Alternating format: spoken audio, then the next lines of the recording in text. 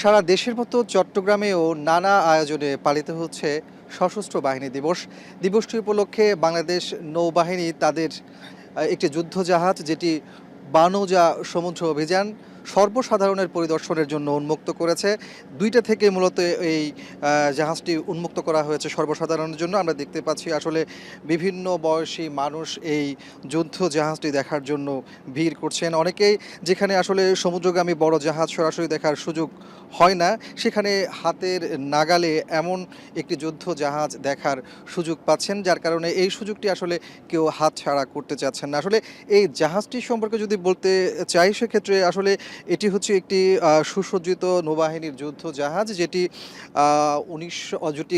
২০১৫ সালে যুক্তরাষ্ট্র থেকেই মূলত নেওয়া হয় বাংলাদেশ নৌবাহিনীর জন্য। পরবর্তীতে ২০১৬ সালে এই জাহাজটি নৌবাহিনীর কমিশন লাভ করে এবং এই জাহাজটিতে আসলে আমরা যতটুকু জানতে পেরেছি, এটি দৈর্ঘ্যে ৩৭৮ ফুট আর প্রস্থে ৪৩ ফুট। জাহাজটির ওজনও কিন্তু ৩,২৫০ টন এবং এই জাহাজটি ২৯ নটিক্যাল মাইলে ছুটতে পারে, যেখানে শক্তিশালী রাডার রয়েছে, নৌ কামান রয়েছে, হেলিকপ্টারের হ্যাঙ্গার রয়েছে। এছাড়া গ্যাস টারবাইন ও ডিজেল ইঞ্জিনে জাহাজটি চলতে পারে, যেখানে ১৭৮ জন অফিসার এবং নৌসেনার থাকার ব্যবস্থাও রয়েছে। এবং বহুমাত্রিক এই যুদ্ধ ক্ষমতা সম্পন্ন জাহাজটি গভীর সমুদ্রে অবৈধ অনুপ্রবেশ, জলদস্যুতা দমন, উদ্ধার অভিযান, সুনীল অর্থনীতির বিভিন্ন কর্মকাণ্ড পরিচালনা সহ মৎস্য ও প্রাকৃতিক সম্পদ রক্ষায় কার্যকরী ভূমিকা রাখতে সক্ষম। এমন একটি জাহাজ আসলে সর্বসাধারণের জন্য আজকে উন্মুক্ত করে দেওয়া হয়েছে।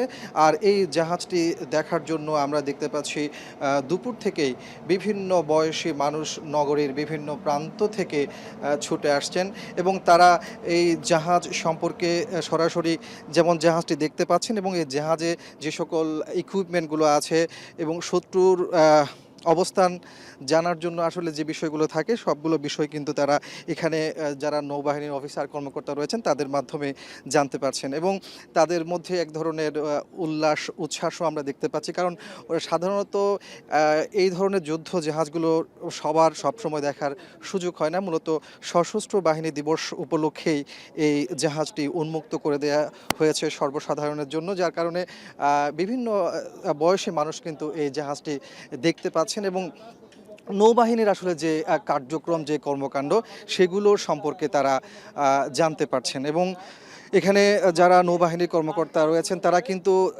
যারা এই জাহাজটি দেখার জন্য আসছেন তাদেরকে জাহাজ সম্পর্কে বিভিন্ন দিক নির্দেশনাগুলো যেমন দিচ্ছেন, একই সাথে এখানে আসলে যে ইকুইপমেন্টগুলো আছে, যে যন্ত্রপাতিগুলো আছে, যে সকল আমরা আগেই বলছিলাম যে বিভিন্ন ধরনের ইকুইপমেন্ট রয়েছে, কামান রয়েছে, সবগুলো কিন্তু তারা এখানে দেখতে পাচ্ছেন এবং এই যে সুযোগটা করে দেওয়া হয়েছে তাতে তারা নৌবাহিনীকে ধন্যবাদ জানাচ্ছেন এবং তারা বলছেন যে এই ধরনের নৌবাহিনীর কর্মকাণ্ডগুলো যদি বিভিন্ন সময়ে দর্শনার্থীদের জন্য উন্মুক্ত করা হয়, তাহলে তারা বাংলাদেশ নৌবাহিনী সম্পর্কে সমৃদ্ধ হতে পারবেন। একই সাথে নৌবাহিনীর যে কার্যক্রম সেগুলো সম্পর্কে তারা জানতে পারছেন। আমরা কিন্তু দেখেছি দুপুর থেকেই দীর্ঘ লাইন ধরেই কিন্তু দর্শনার্থীরা আসছেন। বিভিন্ন বয়সী ছেলে মেয়ে সহ স্কুল কলেজ শিক্ষার্থীরা কিন্তু এই জাহাজটি দেখার জন্য আসছেন। সন্ধ্যা পর্যন্ত এই পরিদর্শন কার্যক্রম চলমান থাকবে, এমনটি জানিয়েছেন এখানে যারা নৌবাহিনীর কর্মকর্তা রয়েছেন তারা।